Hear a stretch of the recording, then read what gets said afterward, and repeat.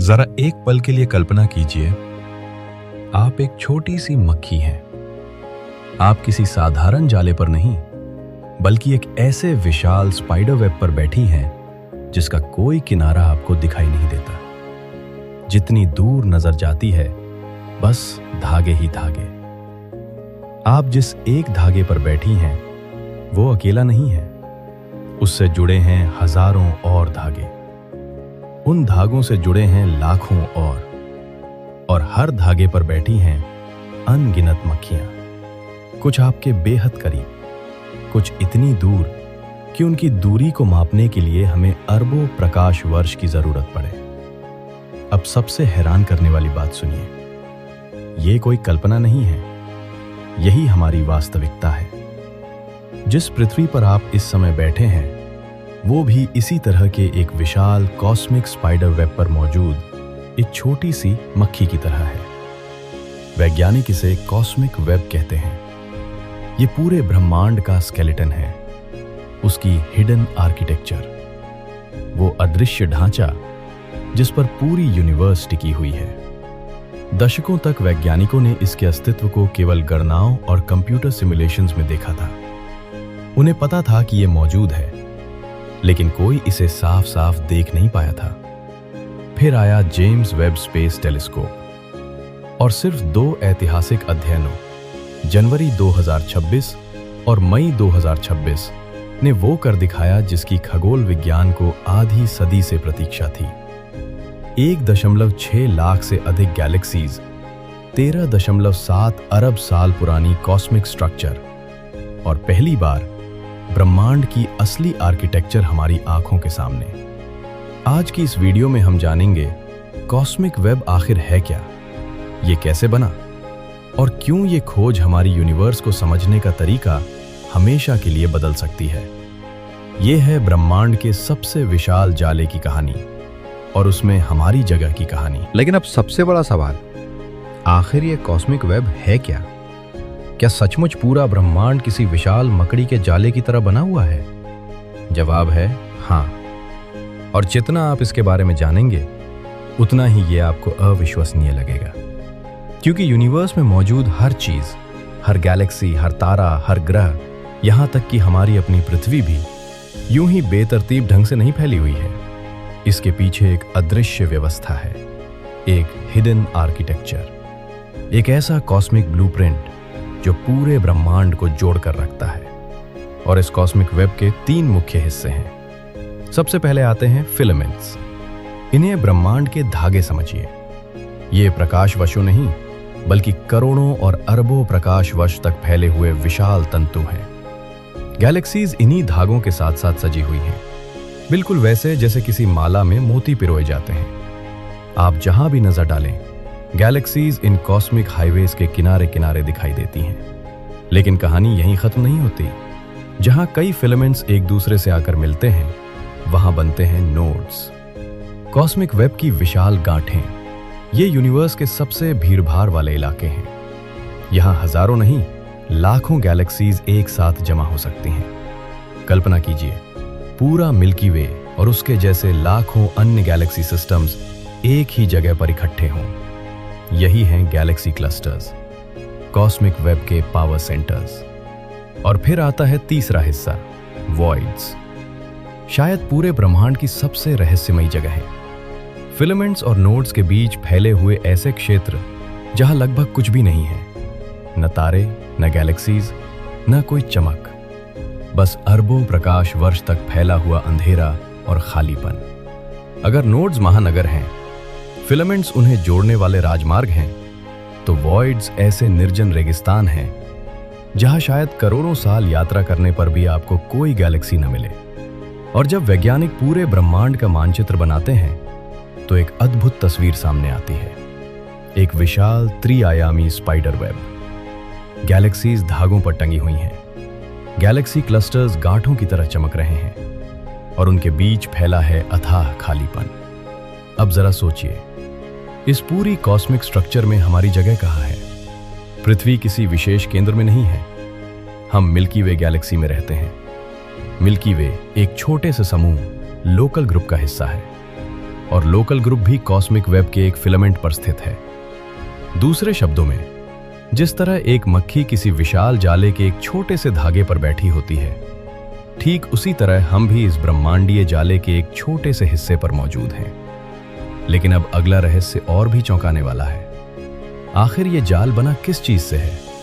क्या ये सिर्फ गैलेक्सी से बना है, या फिर इसके पीछे छिपी है कोई ऐसी चीज जिसे हम देख ही नहीं सकते? अब यह कहानी और भी रहस्यमयी हो जाती है, क्योंकि कॉस्मिक वेब का सबसे बड़ा हिस्सा वो नहीं है जिसे हम देख सकते हैं।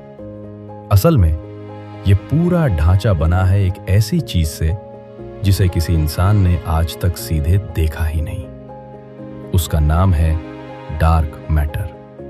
और यहीं से ब्रह्मांड एक साइंस फिक्शन कहानी जैसा लगने लगता है। सोचिए, आप एक शहर में खड़े हैं, आपके आसपास इमारतें हैं, सड़कें हैं, गाड़ियां हैं, लोग हैं। आपको लगता है कि आप सब कुछ देख रहे हैं।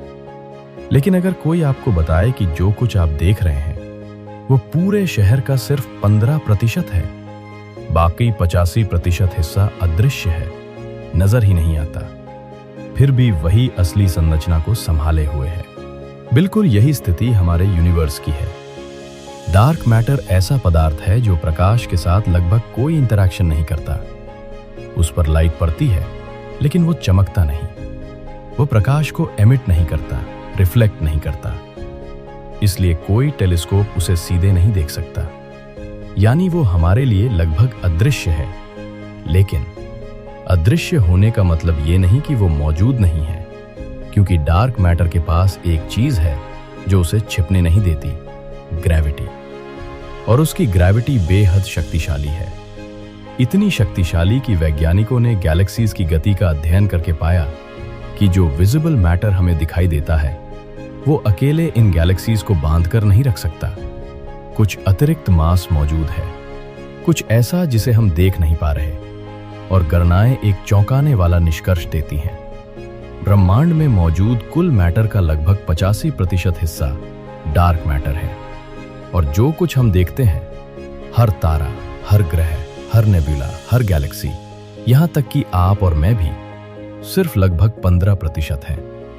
यानी हम उस ब्रह्मांड का छोटा सा दिखाई देने वाला हिस्सा है जिसका अधिकांश भाग पूरी तरह अदृश्य है। अब कॉस्मिक वेब को फिर से याद कीजिए। जो विशाल धागे, गांठें और संरचनाएं हमने अभी देखी, उनकी असली नींव डार्क मैटर है। वैज्ञानिक मानते हैं कि डार्क मैटर ने सबसे पहले ब्रह्मांड में एक विशाल अदृश्य ढांचा बनाया, एक स्केलेटन, एक फ्रेमवर्क। फिर अरबों वर्षों तक गैस और सामान्य पदार्थ उस ढांचे की ग्रेविटी से खिंचते गए और उन्हीं जगहों पर जमा होते गए। जहां डार्क मैटर के धागे थे, वहां गैलेक्सीज बन गई। जहां उसकी गांठें थीं, वहां गैलेक्सी क्लस्टर्स बन गए। दूसरे शब्दों में, गैलेक्सीज कॉस्मिक वेब नहीं बनाती, बल्कि कॉस्मिक वेब गैलेक्सीज को बनाता है। हम जो चमकती हुई गैलेक्सीज देखते हैं, वे उस अदृश्य डार्क मैटर स्केलेटन पर चिपकी हुई हैं, बिल्कुल शरीर के मांस की तरह जो हड्डियों पर टिका होता है। और अगर डार्क मैटर कभी अस्तित्व में ही ना होता, तो शायद गैलेक्सीज बनती ही नहीं, तारे एक साथ नहीं रह पाते, मिल्की वे कभी जन्म नहीं लेती, और तब पृथ्वी भी नहीं होती, आप भी नहीं होते, मैं भी नहीं होता। लेकिन यहां एक बड़ी समस्या है। अगर डार्क मैटर दिखाई ही नहीं देती, अगर कोई टेलीस्कोप उसे सीधे देख ही नहीं सकता, तो वैज्ञानिकों को कैसे पैटर्न चला कि कॉस्मिक वेब वास्तव में मौजूद है? उन्होंने इस अदृश्य जाले का नक्शा बनाया कैसे? यही वो रहस्य है जिसने खगोलविदों को लगभग 50 वर्षों तक परेशान रखा। लेकिन अब सबसे बड़ा सवाल, अगर डार्क मैटर दिखाई ही नहीं देती, तो वैज्ञानिकों ने उसका नक्शा बनाया कैसे? आखिर किसी ऐसी चीज को मैप कैसे किया जा सकता है जिसे कोई टेलीस्कोप सीधे देख ही नहीं सकता? इसका जवाब हमें ले जाता है 1915 में, जब एक व्यक्ति ने ब्रह्मांड को देखने का तरीका हमेशा के लिए बदल दिया। उसका नाम था एल्बर्ट आइंस्टाइन। आइंस्टाइन की जनरल रिलेटिविटी के अनुसार ग्रेविटी कोई अदृश्य खींचने वाली ताकत नहीं है, बल्कि मास स्पेस टाइम को मोड़ देता है, और जब स्पेस टाइम मुड़ता है तो उसके साथ साथ प्रकाश का रास्ता भी मुड़ जाता है। कल्पना कीजिए कि आपने एक तनी हुई चादर पर एक भारी गेंद रख दी। चादर नीचे धंस जाएगी। अब अगर आप उसके पास से एक छोटी गेंद घुमाएं तो उसका रास्ता भी बदल जाएगा। ब्रह्मांड में भी कुछ ऐसा ही होता है। विशाल मास वाले ऑब्जेक्ट्स जैसे गैलेक्सीज, गैलेक्सी क्लस्टर्स और डार्क मैटर अपने आसपास के स्पेस टाइम को मोड़ देते हैं, और जब किसी दूर की गैलेक्सी से आने वाली लाइट इनके पास से गुजरती है तो वो सीधी नहीं चलती, उसका रास्ता थोड़ा सा मुड़ जाता है। इसी फिनोमिनन को कहते हैं ग्रेविटेशनल लेंसिंग, ब्रह्मांड का प्राकृतिक मैग्नीफाइंग ग्लास। और यहीं से शुरू होती है डार्क मैटर की जासूसी, क्योंकि भले ही डार्क मैटर दिखाई नहीं देती, लेकिन उसकी ग्रेविटी प्रकाश पर अपना असर छोड़ देती है। जब किसी बैकग्राउंड गैलेक्सी की रोशनी डार्क मैटर के विशाल क्लाउड के पास से गुजरती है तो उसकी इमेज थोड़ी खिंची हुई, टेढ़ी या डिस्टॉर्टेड दिखाई देती है, और यही डिस्टॉर्शन वैज्ञानिकों के लिए एक सुराग बन जाती है। एक गैलेक्सी नहीं, 10 गैलेक्सी नहीं, बल्कि हजारों और लाखों galaxies. James Webb space telescope इन्हीं सूक्ष्म डिस्टॉर्शंस को मापता है। फिर सुपर कंप्यूटर्स उन मेजरमेंट्स को उल्टा चलाकर पता लगाते हैं कहां कहां डार्क मैटर मौजूद होनी चाहिए, ताकि प्रकाश ठीक वैसा मुड़े जैसा हम देख रहे हैं। यानी हम डार्क मैटर को सीधे नहीं देखते, हम उसके साए को देखते हैं, उसके ग्रेविटी फिंगरप्रिंट्स को, और फिर उनसे उसका नक्शा बनाते हैं। यही तकनीक 2026 में एक ऐतिहासिक उपलब्धि तक पहुंची। जनवरी 2026 में प्रकाशित एक महत्वपूर्ण अध्ययन में नासा, JPL और डूरहम यूनिवर्सिटी की टीम ने जेम्स वेब के डेटा का उपयोग करके डार्क मैटर का अब तक का सबसे विस्तृत और सटीक मानचित्र तैयार किया। इस अध्ययन का नेतृत्व डायना स्कोगन-मिलियो और रिचर्ड मैसी की टीम ने किया, और आंकड़े अविश्वसनीय थे। करीब 8 लाख गैलेक्सीज का विश्लेषण, और रेजोल्यूशन हबल स्पेस टेलीस्कोप से लगभग 2 गुना अधिक शार्प। पहली बार वैज्ञानिकों को कॉस्मिक वेब के अदृश्य ढांचे की इतनी स्पष्ट तस्वीर मिली। लेकिन कहानी यहीं खत्म नहीं हुई। सिर्फ कुछ महीनों बाद मई 2026 में UC रिवरसाइड के बहरम मोबाशर और उनकी टीम ने एक और चौंकाने वाला अध्ययन प्रकाशित किया। इस बार लगभग 1,64,000 गैलेक्सीज का उपयोग किया गया, और लक्ष्य सिर्फ कॉस्मिक वेब को देखना नहीं था, बल्कि उसके अतीत में झांकना था। बहुत दूर अतीत में, इतना दूर कि हम यूनिवर्स को उसके शुरुआती बचपन में देख सकें। परिणाम हैरान कर देने वाले थे।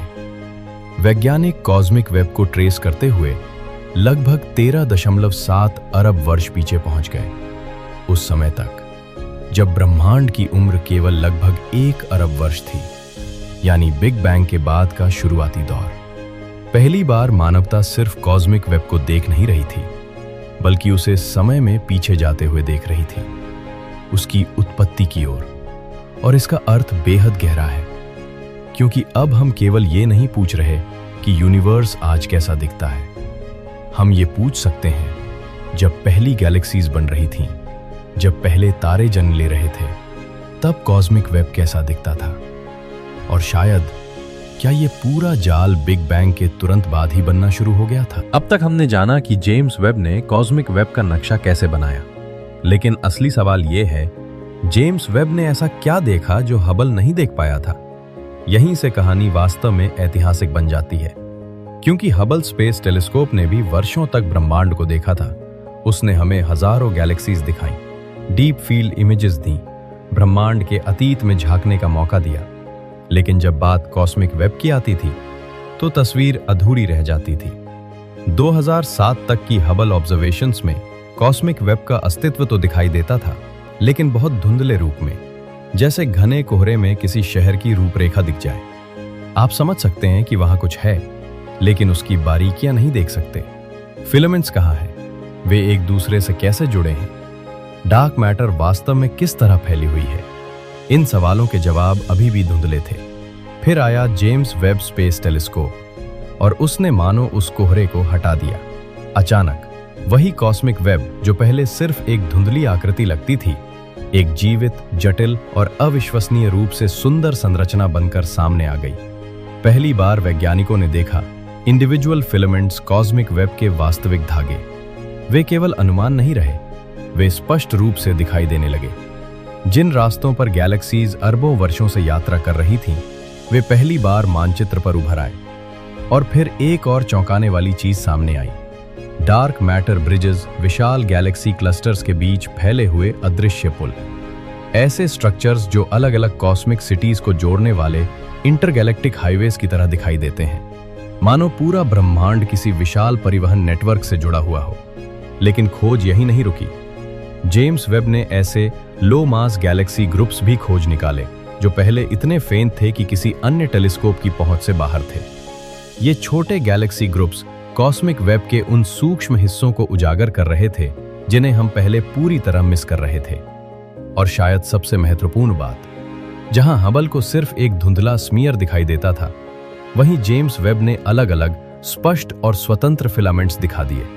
यूसी रिवरसाइड के बहरम मुबाशर ने इसे वर्णित करते हुए कहा कि ये जेन्युइनली सिग्निफिकेंट इंप्रूवमेंट था।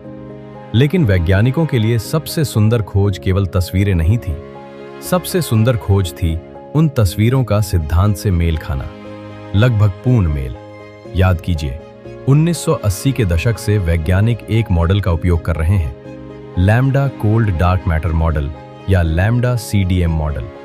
ये आधुनिक ब्रह्मांड विज्ञान की रीढ़ माना जाता है। इस मॉडल ने दशकों पहले एक साहसिक भविष्यवाणी की थी। उसने कहा था, बिग बैंग के बाद सबसे पहले डार्क मैटर ने ग्रेविटी के प्रभाव से विशाल जाल जैसी संरचना बनाई, एक कॉस्मिक स्केलेटन। फिर सामान्य पदार्थ, गैस, स्टार्स, गैलेक्सीज उसी अदृश्य ढांचे के ऊपर जमा होने लगे। यानी पहले वेब बना, फिर उसके ऊपर यूनिवर्स ने अपनी चमकदार दुनिया बनाई। दशकों तक ये सिर्फ गणित था, कंप्यूटर सिमुलेशंस थे, सैद्धांतिक मॉडल थे। लेकिन अब जेम्स वेब स्पेस टेलीस्कोप ने वही प्रक्रिया वास्तविक ब्रह्मांड में देख ली, सीधे अपनी आंखों से। जो स्ट्रक्चर सुपर कंप्यूटर्स ने दशकों पहले प्रेडिक्ट की थी, वही स्ट्रक्चर आज अरबों प्रकाश वर्ष दूर वास्तविक यूनिवर्स में मौजूद मिली। और यही विज्ञान के सबसे खूबसूरत पलों में से एक होता है, जब प्रकृति कहती है, हाँ, तुम्हारी गणनाएं सही थीं। 50 वर्षों तक जो कॉस्मिक वेब एक हाइपोथेसिस थी, वो अब एक प्रत्यक्ष अवलोकन बन चुकी है। एक विचार नहीं, एक वास्तविकता। और शायद पहली बार मानवता ब्रह्मांड की उस अदृश्य हड्डियों की संरचना को देख रही है जिस पर पूरी यूनिवर्स खड़ी है। लेकिन इस पूरी कहानी में सबसे दिलचस्प सवाल अभी बाकी है। हम कहाँ हैं? इस विशाल कॉस्मिक वेब में हमारी जगह क्या है?